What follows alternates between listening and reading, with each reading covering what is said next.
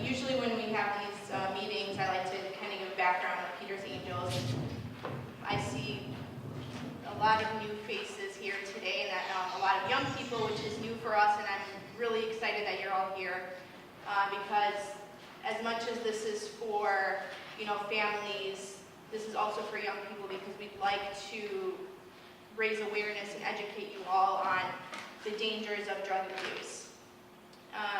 So Peter's Angels began 2 years ago after my cousin Peter passed away from a heroin overdose. He wasn't the first in our community, and he certainly has not been the last within our community to die of a drug overdose. He isn't the only person. He wasn't the only person who was plagued with the disease of addiction.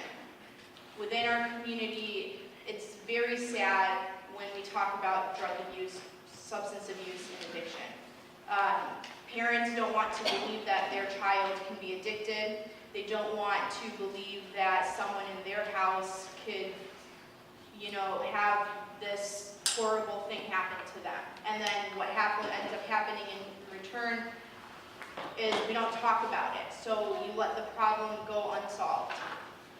And then at the end of the day, unfortunately, the addiction takes hold of the person, and one of two things happen. Either they get better or they pass away. And so we're here to let you all know that there is no stigma that should be associated with drug abuse. Every other family within our community is plagued with this disability, and it's time to bring it out from the darkness and into the light. You shouldn't be embarrassed. You shouldn't be afraid to talk about it. You shouldn't be worried about what your neighbor is going to say. If we all just brought our problems into the light, you would all notice that we're all part of this together. Our community is great in times when we need you to be great, but when it comes to issues such as mental illness, domestic violence, and drug abuse, we're awful. Everyone talks about everybody. No one wants to be that center of attention when it comes to these topics because no one wants to be the black sheep. But guess what? We're all humans. We're all in this together, and we're here to let you know that we're here to help. And there are people within our community and outside of our community who are willing to help and who want to help you as long as you let us know how we can help. There's no reason for you to be embarrassed. There's no stigma. There's no shame. So that's what Peter's Angels is about. Today, we have a great panel of professionals who are here to talk to you about 3 topics and how they correlate together. We have Lieutenant Cervello from the Sterling Heights Police Department. We have Dr. Fayez Mansour, who is a certified addiction specialist. Dr. Salma Akju, who is a psychologist and will be talking about mental illness. And Layla Kizi, who is has a master in science and psychology and deals specifically with family counseling. The main question that young people ask when I treat them, why do you care if I use heroin, cocaine, narco, or Vicodin? Why should we care? Why don't we use? Why is it a problem? Why don't you allow us to do it? And the main reason is nobody wants his brain to be crooked. And our emotions, our brain works by chemicals. I'm going to talk a little bit medical. If you get complicated, let me know. So we have chemicals that are released, make you happy. Chemicals make you sad. There are chemicals make you inhibited, make you excited, make your heart beating fast. Everything is controlled by the main computer, which is the brain. And what those medication cause, the cocaine or the heroin or the pills that you take from doctors for pain, which we call them narcotics, they all work. They all go and interfere in those chemicals. And they direct your brain in a direction you don't want it anymore. And so people take cocaine to be stimulated, they feel happier, they want to work harder. Some they take other things to make them sleep, have nice dreams. Some they take LSD or stuff like ecstasy or this to be more hallucinating. They see things that make them happy. And then they're stuck. They love it first time. Then they will use it second and third because the body tells them, the brain liked it. It released that chemical and said, okay, I want more, and I want more. And after a few times, if they want to stop, they can't anymore. For two reasons, because they like it, and now because those chemicals are controlling their brain from now on. So if you stop for a few days, they'll start getting what's called withdrawal. They can't function. Their heart will be beating, they'll be sweating, they'll be nauseous, they'll be vomiting, they'll have diarrhea, they'll have multiple things. And even seizures sometimes. In case of alcohol, or you take a lot of Valium or stuff like this. And that's it. Once you're at that stage, is the stage of one way. You cannot go back. And that's when you need the help, and it's very difficult at that time. So that's when you are asked, why shouldn't we use those? Why don't you give me Norco? What is it? Why couldn't I do this? No, because you'll be addicted to it. And what is addiction? That means you're stuck. That's your life is stuck with this. You cannot get out of it. And you hear always those stories. Why do you think people overdose? You think they want to die? Because they have no choice.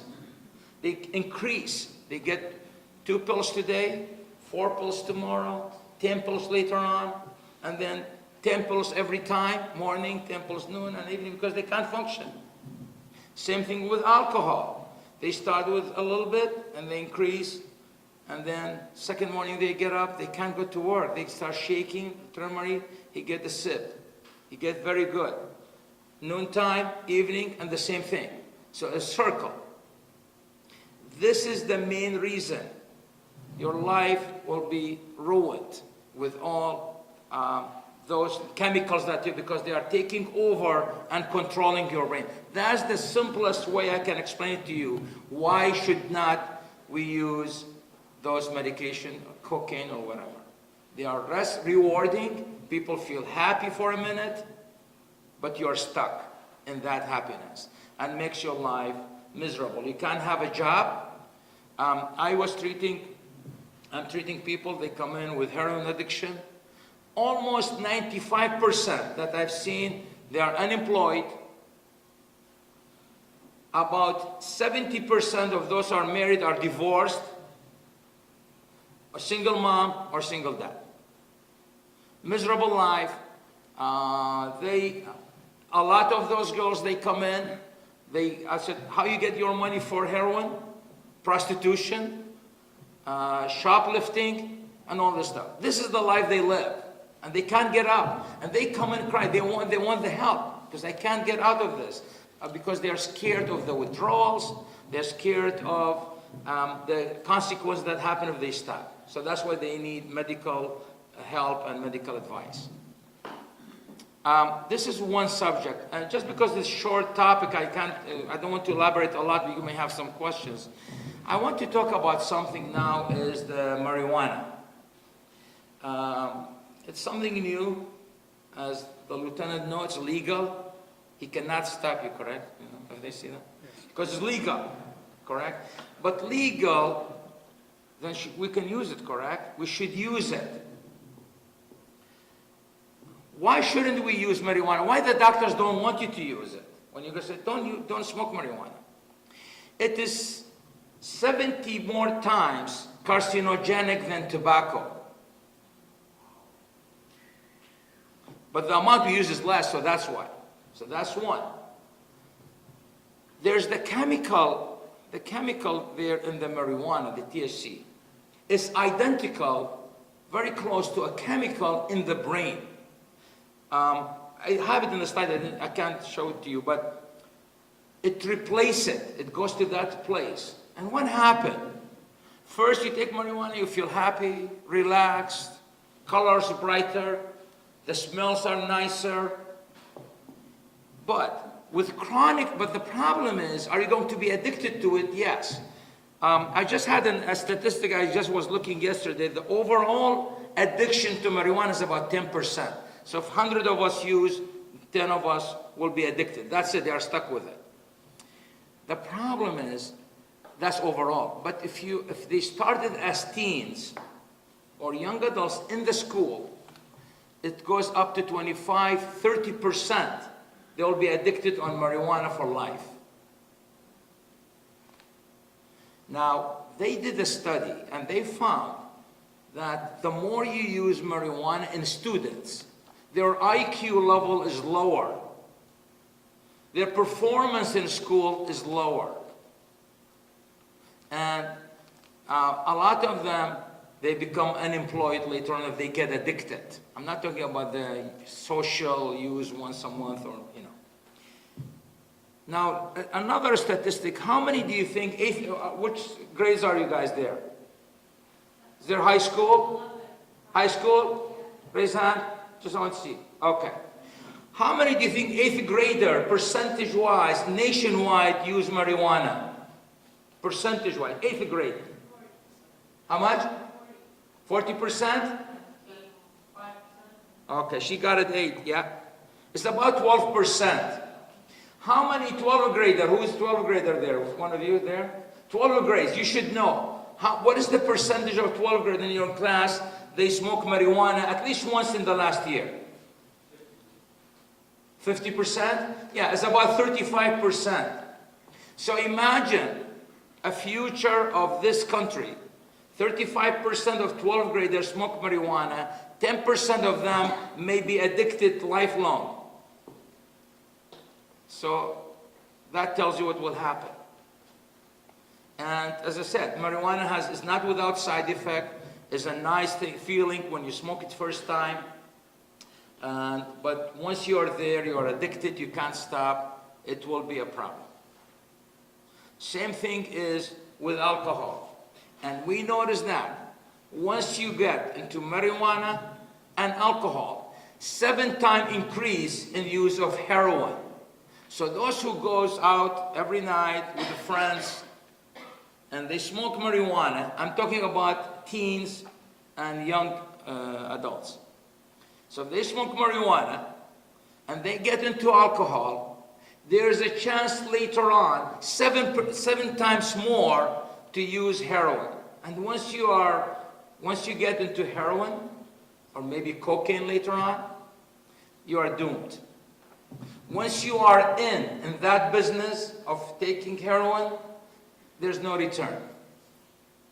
I'm telling you, I've seen them. I've seen those young adults. They use it once, twice, the third, that's it. They are in, and once they are in, they cannot get out. They will need help, and it ruins their life. So, the best thing, we always, doctors say, prevention, prevention, prevention. الوقاية خير قنطار علاج للعربي. So, prevention is the most. Don't touch it, don't try it, because you will be stuck with it. So, and I see there's a trend here in this areas, a lot of Chaldean now, they're growing marijuana legally. He cannot stop them. He cannot do anything to them. But we know what will happen is, there will be increase of use. If they see their parents are doing it, that's their business. What do you think the kids will do? They'll try it, yeah? They'll try it. And once they try it, maybe nice, maybe there's a chance they will not do it again, or they do it once every year, whenever. And then after that, they are stuck with it. And if they get used to alcohol, then what will happen afterwards? A catastrophe of increasing narcotic use, of the pills, and of the heroin. And maybe they will talk to you after it about the mental health issue about it. I hope that's what you will discuss that, or yeah. So the mental part of it. What are like synthesizers have in your body? What is like the effect? What is it again? Synthesizers. Synthesized marijuana? No, like the drug. The K1, was it K1? Yeah. Synthetic marijuana. Those are See, people, what they do is they know the chemical of the marijuana. They make a little bit change in it. Legally, nobody can stop them anymore. And really, it's not very well studied, but we know there are deaths because of it. We know there are more accidents because of it. That's been seen, and the problem is we cannot detect it. And every time they come in with a new thing, we try to figure it out, and then they start have a urine, but it's very difficult. Because all what you need to change sometimes one carbon or one nitrogen, and it's called different medicine. And the effect will sometimes accentuate, yeah. You want to elaborate on that? Because that was something was sold in the K2, K1, what was it called? Yeah, well, the K2, because of the way it's made, you really don't know what has been sprayed on there. It's just like when you talk about MDMA or Molly, as it's commonly referred to as, and as the doctor said, what happens is they change each of those chemical structures. It'll have the same neurological effect on your brain as, as far as the euphoria, the getting high, but you don't know what the after effects are going to be as far as what kind of medical conditions you're going to suffer after. But the issue is that what happens is MDMA is a specific component, it's put into a pill, but now what they've done is they've changed the components in order to circumvent the law, and also, quite frankly, they can make the drug cheaper if they use different substances. So you really don't know what you're getting. Synthetic marijuana, because of the reactions that people had with synthetic marijuana, we were getting those in, and all those synthetic marijuanas were completely different in substance. So you buy it at one gas station illegally, and then you buy it at another gas station illegally. You call it K2, but it's not. It's something completely different on both sides at both gas stations where you bought it at. It's just the nature of what has happened in the world. It used to be that when you bought drugs, you bought heroin, you got heroin.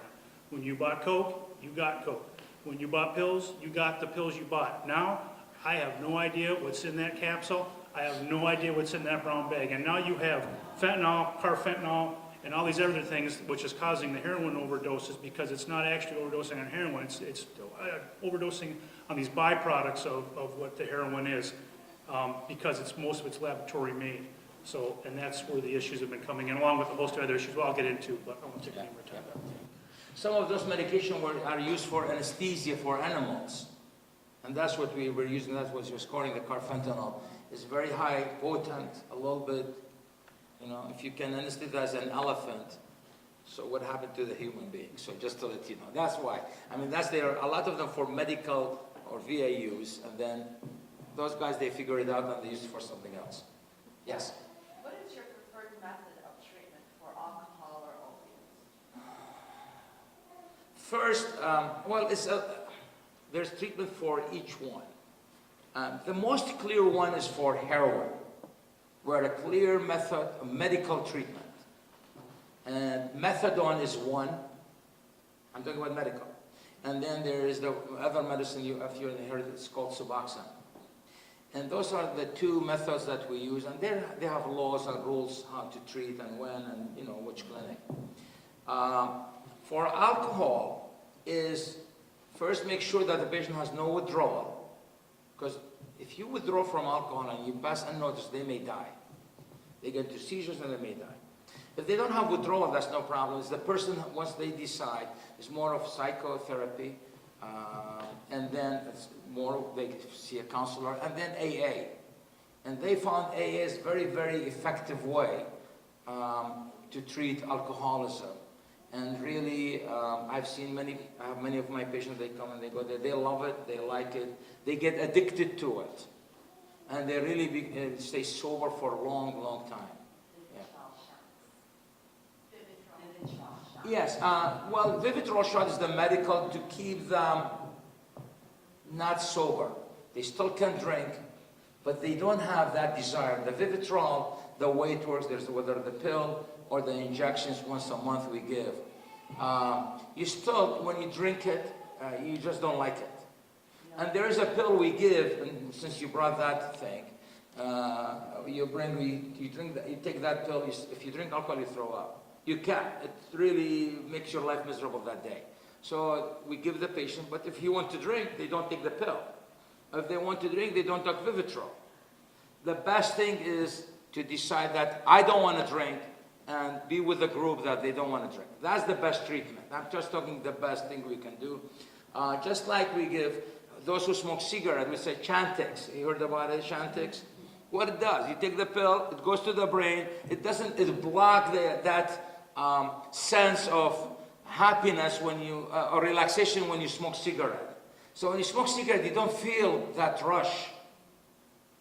And that's why they take that pill, and we give it to them.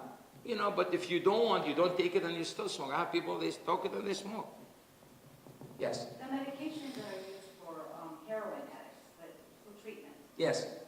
do they have any side effects? Are they can people get addicted to it also? There is no medicine without side effects. Yes, there's people that get addicted to methadone if they use it outside what they prescribe them. Methadone is a pill that we use for addiction of heroin, but also you can use as a pain controller. We give it for pain. Some doctors, they prescribe it for pain. And when you use it for pain, you use higher and higher and higher dose, just the same as the other. And then you will be addicted to methadone now. Suboxone is not as much. But still, some people, they get it, they sell it in the street because you cannot afford heroin, they get withdrawal, they take it, which is a good thing anyway. But there's not much side effect. Of course there's side effect. You get constipation, you get headache, here and there. I mean, there is. Or if you overuse it, there is side effect always. Suboxone, if you take Valium with it, Suboxone, you get into trouble. Some people die from that. Yes, what would be your response if somebody said to you, from a medical standpoint, if I said, doctor, what would be your response if somebody says to you that the marijuana dispensary is the new liquor store business in the Chaldean community? So if you come to a liquor store, I can get my liquor, cigarettes, I can buy, these types of things, and then in a medical dispensary, you're just coming in, I have a card, I can just get my marijuana, and I can leave. I mean, obviously this one seems to be taking over. It's the new liquor store business. I mean, a lot of people our age don't want to work at liquor stores as Chaldean, so this is our way of, this could be the way that we can make money. So what would you say, what is the difference? What is the biggest difference? There is no difference, just like we as doctors, I'm talking about medical only, I'm not talking about legal or thing. We don't want you to smoke, correct? Cigarettes. Cigarettes has been legal forever, since the creation of human being, correct? But we say, don't smoke because it causes you cancer of lung, or causes you lung problem, or this. That's the medical. Same thing for alcohol. You drink a sip, fine. You drink 2 ounces of hard liquor is okay, every now and then. You exceed that, you kill your liver. You exceed it more, you kill your brain. You see that? You exceed more, all nerves in the body get killed. So that's a medical issue. Now, marijuana is the same. I don't know if you were here. I talked about the side effects, what higher dose of marijuana will cause. And we didn't have time to go into a lot of details. So medically, is not accepted, as just mentioned, 17 times more carcinogenic, a material that causes cancer. It's still not there, we haven't seen it. But we know there are some there. So in the future it will show up. But the medically, as a doctor said, don't do it. It affects your brain, your response, your reactions to everything when you're smoking in and after. That's what, my son, I will not let him smoke because if he's a student, he will be at the end of the class. He will not graduate if he is indulging in the marijuana. So medically, that's mine, but legally, it's legal. What can you do? Sometimes they have an operation. Yeah, thank you for this question. Thank you. Please, most important for the parents, treat addiction as a disease. Don't put your kids down. Treat them as a disease. Consider them, they have so how you have a kid with a cancer, with a diabetes, with a heart attack. That's how you treat them. You talk to your son, to your daughter, and that's how you deal with them. They have a disease, they can't get out of it. Don't put them down. Don't say, oh, this guy, he doesn't deserve anything, he's an addict. Yes, he's addict, but he has a disease. Don't let them go into it. That's your role as a parent, as a teacher, and everybody, as a community. And that's why I'm warning about the marijuana, because we will see that epidemic in the years to come in our community, because we are involved in it directly. So treat it as a disease. Let them help them to get the advice, to see their counselors, to see physicians, to go to AA. Treat them as such, whether it's alcohol, whether it's marijuana, whether it's cocaine, whether it's heroin. Don't treat them, put them down. That's the most important message I always tell, and it's really very important. That's how we treat our patients, and we prevent those sudden deaths and unnecessary deaths that for very young people that we lose. Yeah. And also, most of the addiction happen when they have a car accident, for instance, or in operations. They pull their wisdom to. Then, with the family or the mother, can she legally, does she have the right to say no to the doctor to prescribe such prescriptions, like when she used this? Under 18, I don't know, maybe. Can Yes. parents interfere? I mean, the parents have to consent, but if your kid is in pain, what can you do? You know what? You can use, I have patients, we give them ton of Norco sometimes, but they're okay because it did not affect theirs. They use it for pain, they use it sporadically when it's needed, and there are people you can, I have asked those young, because you know, they come into me with addiction. How did you start? He started with this thing. I took 2 pills, I liked it. That's the symptom. I said, I liked it. Why the other person didn't like it? There's something there. Don't forget. There are genetic factors. I mean, we didn't talk about it. There are genetic factors there. We know that in addiction, if you have a parent who is addicted, there's higher chance to be addicted also. And they did a study. People who are adopted, kids who are adopted, and all of a sudden, they have 2 kids, and the adopted one is alcoholic. And then when they go back, they see the father was, the biological father was addicted to alcohol. So there is genetic factors, there are environmental factors, there are many factors, but not everybody gets addicted with 2 pills. But yes, there is. And we doctors, we are to blame also, because we keep prescribing and we don't restrict it. And it's the most common source of Norco and Vicodin and all this are the doctors, to be honest with you. And because they prescribe it, they come and they feel sorry for you. You can't measure pain. I can't measure it. And I mean, the government is doing a good job now getting all those doctors out and you know, getting really, because I just got one person a week ago said, Doc, I cannot see Norco on the market anymore. I can't buy it. Yeah, the is because now nobody's prescribing it. So it's not available. Heroin now is more available. It's cheaper. So they're going to heroin. So we'll see what will happen. Yeah, I'm sorry I exceeded the time, but you know. Thank you so much. Thank you. We have all the time.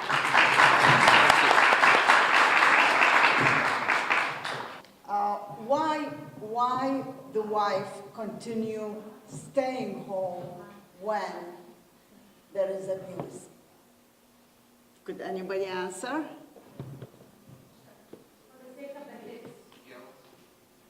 Pardon? Financial, emotional, the sake of the kids, Because she believes that she doesn't have the emotional. shame. Yeah. Parents. Hmm? Yes, Yeah.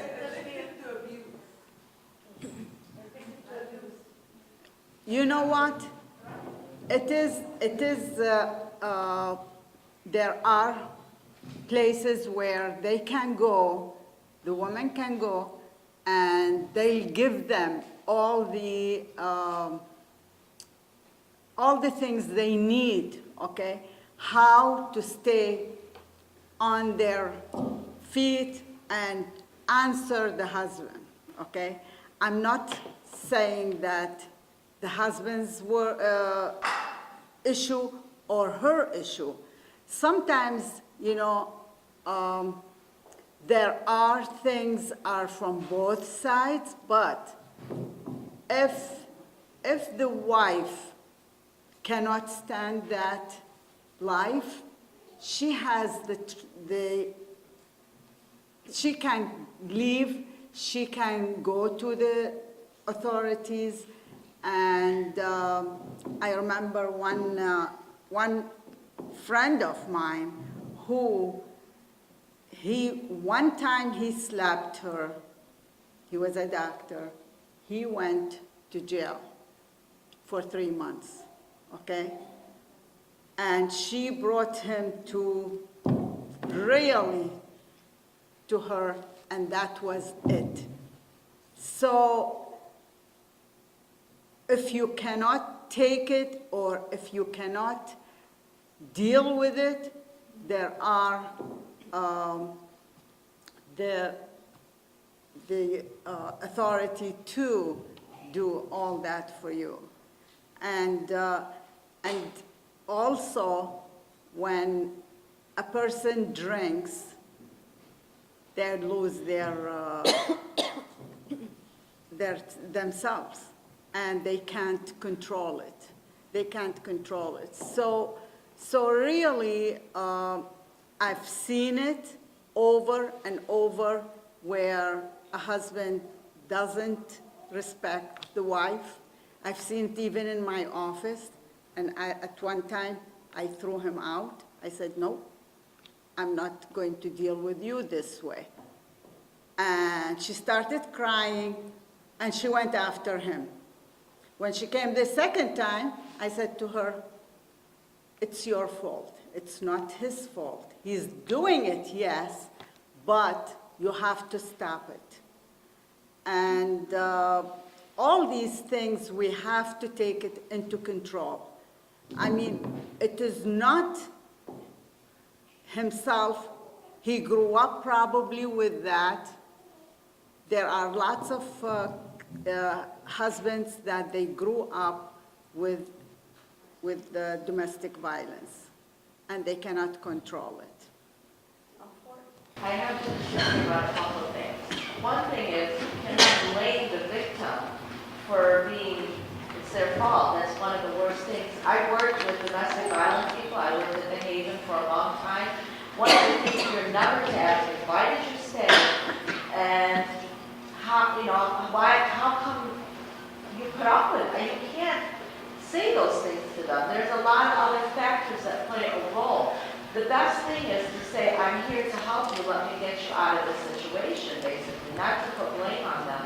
And it's not only the women that are being abused, there's also a lot of men that are being abused. So we're Definitely. Right, but the wife, she has to compromise, okay, and for the sake of the children.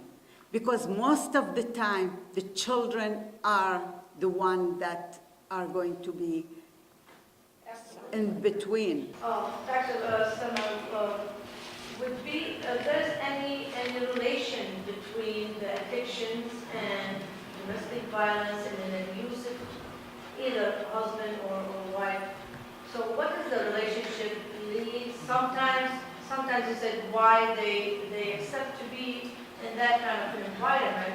It could be sometimes they use the community, and then one of the spouse, maybe he forced the wife to use, and that's what it is to have another person being addicted, and that's why she cannot get away from that relationship. Would that considered kind of a mental health problem? Is it affecting where's the relationship between the abusing and the using, or being addicted and staying in kind of an abusive environment from point of view of, I know you've been experienced Henry Ford, and I'm sure you have seen many cases. Have you seen anything? Could you tell us something about the relationship between the mental health and Well, it does. Mental health is related to the substance abuse and the العنف المنزلي. It is. They go hand in hand, and if you don't deal with it, okay, you cannot get out of it also. So I can tell that when I see a couple, many couples, I've seen that the wife is scared and they don't even say anything. But when you are with the doctor you open your heart, you open and you tell what's going on. So that's why the doctor is there to do whatever, to give them their, the incentive and what they can do. I've done, also worked with people who I gave them a book and write for me what happens. When you come the next time, we will talk about it. How you deal with him, how he deals with you. And we are talking about domestic violence at this time. And one thing I really don't like is when I do evaluations, and I feel so bad. The ladies, they come with a bag this big, shopping bag, filled with medication. The doctor is gone. Filled with medication, and they use all these medications. Why they are giving all these medications? I have so many clients that come in, and that's all they prefer, from high school all the way to college, and mostly college students. That's all they want is Adderall. And the reason for that they come and see us is because of the Adderall. Some of them sniff it, and it's like they're sniffing heroin and cocaine, and that's going to kill them. But they said by taking that, it helps them. It helps them relax them. It freezes their mind. At the same time, it helps them in the classroom. So they think they're getting good grades by taking Adderall. But they don't know the side effect of Adderall could kill them at the same time. I have a client that he just started college, and he says, ever since, this is his second year in college, he says, ever since I started taking Adderall, I'm getting A's and B pluses in college. I wasn't doing good a year ago, but after taking Adderall, it made me just think about studying more. So, but then again, the side effect is really bad for them. Yes. Sorry for interrupting. What the Adderall do, what it does. Oh, let me tell you. Or like me, for instance, let's demonstrate a scenario here. Absolutely. So if I take it like, okay, I'm not doing well and I need to something just to help me to focus. Mm-hmm. If that's what can happen, we need exactly what I need Okay. to know as a parent what the Adderall will do to my son or to my daughter from the first scene. Whether I know he said maybe this is a story that he was focusing. Okay, then how could we tell that he's on Adderall and that's what he's taking, and what should we do? Great question, Iman. Iman, What are the signs? when we take Adderall, okay, as parents, okay, that's gonna affect us, affect our brain. By talking to your child and telling them, okay, since you're taking Adderall, I'm gonna go ahead and take Adderall. What do you think is gonna happen to me? Of course, the kid's gonna say, Mom, no, you can't take Adderall because that's gonna kill your brain. Well, what are you doing to your brain? There's many side effects. But you said he was doing bad and then he became good and it's a great. Well, many of my Then how could we convince them? There's a way you can convince them by talking to them and by just going with them to the doctor and seeing what the doctor has to say to them about the side effect. Why would the doctor prescribe Adderall for? Because they're ADD. ADH or ADD. Mm. It's a kind of an emotional time too. It's emotional for me just standing up here because I know, the hurt and pain that she's gone through and that other people are going to experience if you don't take on this problem head on. So I'm going to try and gather together though, because like I said, I've been doing this, and I'll get in my background a little bit. 1996 is when I became a police officer.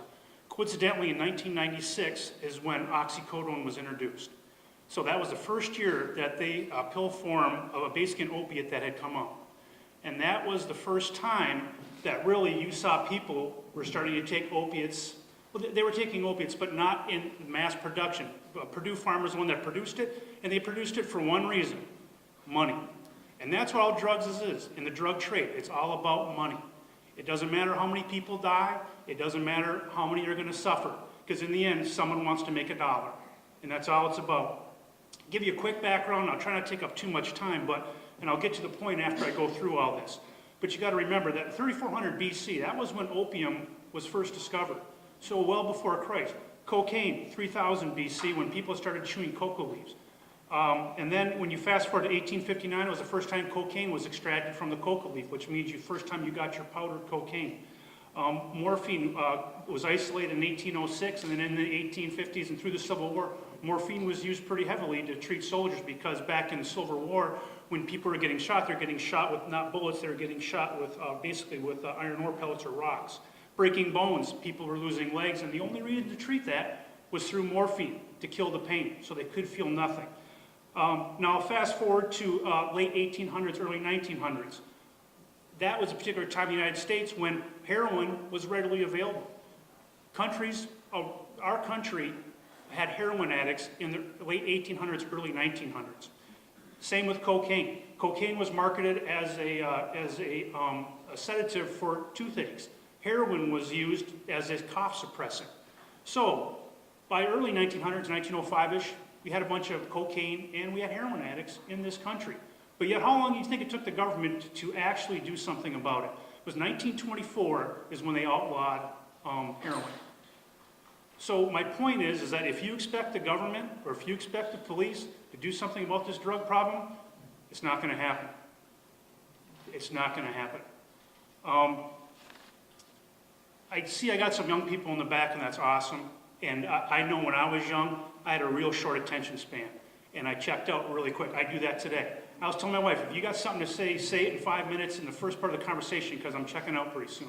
So I'm going to talk to you guys first, okay? And I'm going to try and put this into kind of a context that hopefully you can understand. And if you can't, then please see me after, and I'll try and explain it some more.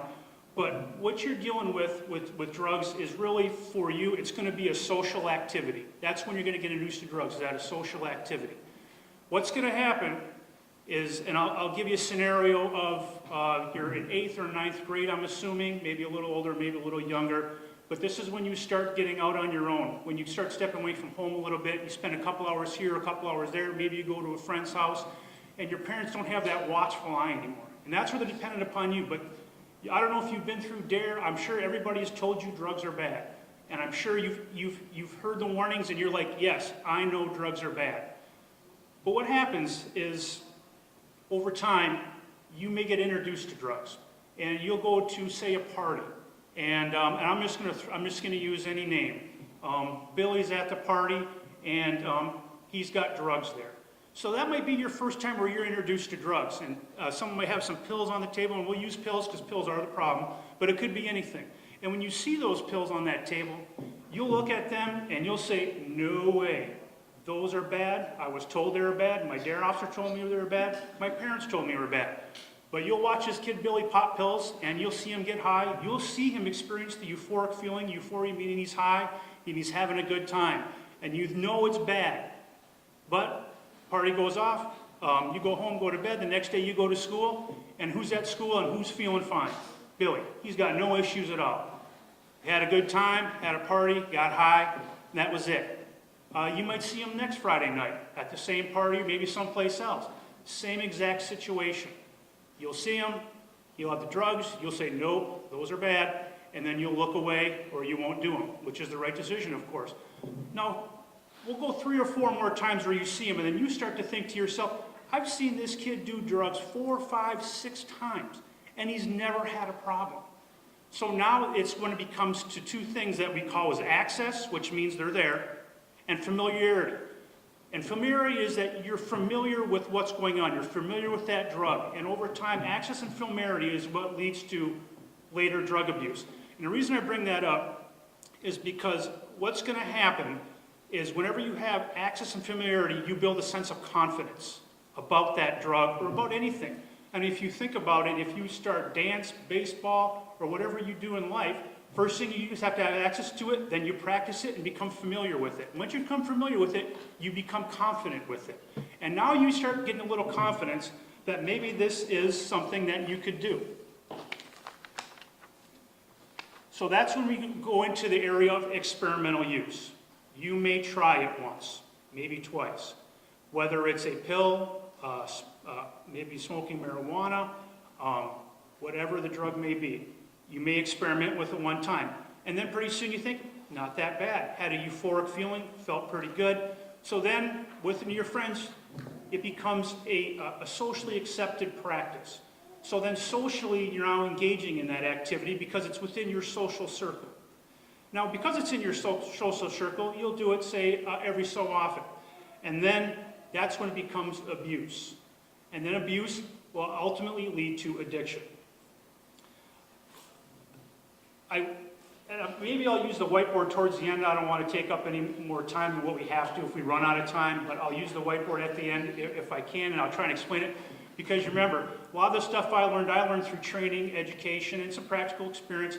And a guy from the Drug Enforcement Administration taught a class on drug addiction, which I thought was phenomenal. Believe me, I'm no drug specialist, anything like that, or addiction specialist, and he knows that. So when he explained it, he had to explain this process of addiction to a bunch of cops.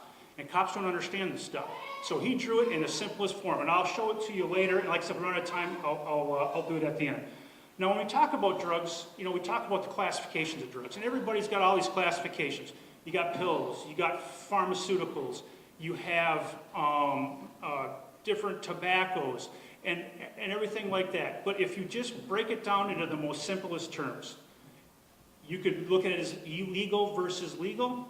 You could look at it as a scheduled drug, which the government schedules drugs 1, 2, 3, 4, and 5, and that's based on if it's got any medical use, if there's addictive properties in it, and things like that. And they schedule it by how dangerous it is. Or you have your pharmaceutical drugs versus your street drugs. But if you just break it down into 3 simple categories, and just know that this is the categories: opiates, stimulants, and depressants. So when you look at your pills, whether it's, and I know you guys aren't familiar with the exact terms of Vicodin, oxycodone, and things like that, but if you look at it and you say oxycodone, Vicodin, Oxycontin, and all your other opiate-type drugs, heroin, it's all the same. There's nothing different about them. They're opiates. Now, typically speaking, when we talked about the progression of addiction, one of the progressions, it used to be the progression of addiction, was you start with your gateway drugs, and everybody thinks gateway drugs, they think marijuana. Well, you can even back it up a little bit. You could go nicotine, because nicotine is a gateway drug because it's a stimulant. And then you get into your inhalants, that we were talking about earlier with the spray paint cans and things like that. But now we're looking at the pills as a gateway drug to the opiates. And the reason we look at pills is because pills are readily acceptable. Go in any one of your houses right now, you could probably dig through the medicine cabinet, you could probably find some type of opiate. Maybe it's codeine, because codeine is in the opiate family. So if you have a cough syrup with codeine or something like that, you have Vicodin. I know I had Oxycontins in mine from a previous shoulder surgery, so those are there. So now those things are accessible. So we have access to it, we know it's there, and it's familiarity. But what happens is a lot of people have this false sense that because they're pharmaceuticals, that they must be safe. It's in a pill form, I didn't buy it off the street. So we start taking those pills, and if it's an opiate pill, and obviously we go through the progression of addiction, that's when we get into the heroin abuse. The reason we get into the heroin abuse, and there's probably a bunch of reasons, but the most common one is if you look at pills, and I'll just break it down for you, simple numbers, most pills, whether it's a stimulant, Adderall, Vicodin, right around 50 cents to $1 a milligram. It's a safe number. So if you've got a 10 milligram pill, that's going to sell between $5 and $10 per pill. Go to a party, kid selling pills, he'll sell you a pill between $5 and $10 most likely. Okay, now you go over time and you develop that habit, and you're up to a 4, 5, 6 pill a day habit, and you're getting charged $5 to $10 a pill. You could be anywhere from $30 to $60 a day forking out money for pills. Now, you can drive literally approximately 10 to 13 miles from here on any street corner down 6, 7 Van Dyke Gratiot area, and you can buy heroin. So now all you do is drive 6, 7, 8 miles, 9, 10 miles, and you can buy heroin. Heroin, about $10 a baggie, and it'll last you probably for that day. So because of the price that you're paying for pills, you can't afford anymore. You have to have your drugs because we talked about the addiction. Now you move into what is happening is you have to go down to the city of Detroit, or even you can do it locally to buy your heroin. And that's usually what happens as far as when we talk about the pills leading us into the gateway of going and transitioning to heroin. So we talked about opiates, and we said, that was heroin, oxycodone, hydrocodone, codeine. All of it's a derivative of opium, and I'll save it to the end when I do that. Stimulants, we talked about those. We got into the Adderall a little bit, but again, when you talk about stimulants, what are we talking about? Cocaine, amphetamines, ecstasy, Adderall, Ritalin, and even caffeine and nicotine. So when you're talking about stimulants, it's no different than drinking a Monster sometimes. The Monster drinks have the tendency to raise blood pressure because it's the caffeine and the taurine in it, and it has an ability to do that. But also, everybody knows if you're a heavy coffee drinker, is that what happens with coffee? You build up a tolerance to it. You need more coffee in order to get through the day typically, and that's not much different from some of the caffeinated drinks. Once over time, you'll need more caffeine, and that's the same. That works for addiction for all the stimulants. And then we get into the depressants, which is alcohol, Prazolam, which is commonly known as Xanax, and then diazepam and things of that things. Now, I could get into all the different things as far as, what happened, what changes are with personality, and with parents, what happens socially and things like that. I'll save it though, and I'll let you ask the questions if you need to ask those questions. I was taking some notes down when you guys were asking questions of the others, and I just got a couple things. One, sir, you had brought up the Medical Marijuana Act.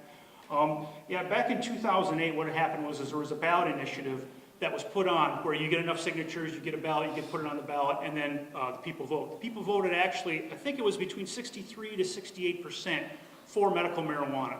So that was actually passed by the people. I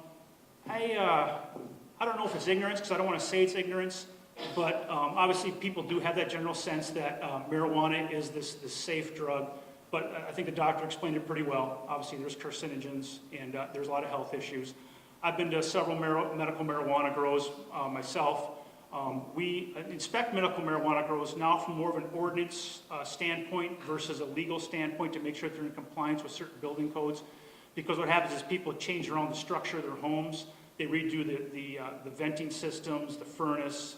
We have certain stipulations as to ventilation. The biggest complaint we get from neighbors with respect to medical marijuana grows is the foul odor that emits from their house into the neighbor's property. And we do have an ordinance that says you can't admit foul odors from your residence. It's no different than if you just had a bunch of dog feces in your backyard and the odor was invading in your neighbors. We would come out and say, you can't have these odors coming from your house. So that's how we tackle medical marijuana. But unfortunately, the way Colorado's gone, I think it's here to stay. I don't think we're going to get rid of medical marijuana.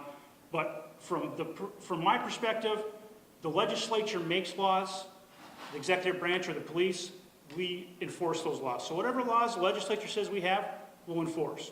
So if they're in compliance with the Medical Marijuana Act, then we have no issues with them. They just have to comply with the law. Someone had talked about the alcohol and scripts and combining. The general rule of thumb is we use this ×3 rule. I don't know if you ever heard of it, but it's basically if you drink alcohol and you take drugs, you might as well multiply that drug ×3 because that's how much it's going to affect you. So we talked about prescriptions, and I can speak from personal experience. I had a shoulder surgery done. When I got done, my shoulder was a mess, and the doctors said to me, I'll prescribe you Percocet, which is 10 milligrams of oxycodone. I know what oxycodone is, so I questioned him. I said, is that really necessary? And he told me that, well, we'll start out strong, and then we'll scale back if we need to. I would think it would be the other way, whereas if you would start out weak and bring it up if you need to. I took oxycodone for about 3 days, and I couldn't do it anymore. It messed me up, stomach, head, everything. But others are more tolerable to it. But I can see where it comes in. But what you have to remember when you talk about prescriptions is there's the use of prescriptions, there's the misuse of prescriptions, there's abuse of prescriptions, and ultimately addiction. So when you talk about use, it's pretty simple. You get a prescription bottle, it says right on there exactly how many pills you take. It's that simple. So if they tell you take 4 in a day, you take 4 in a day. If you take 5, now you're misusing it. If you know somebody who's taking 5, that's a warning sign that they're misusing. Now, if they go 5, 6, 7, then obviously it turns into abuse, and then obviously you might end up with an addiction problem. Someone talked about snorting, sniffing, pills.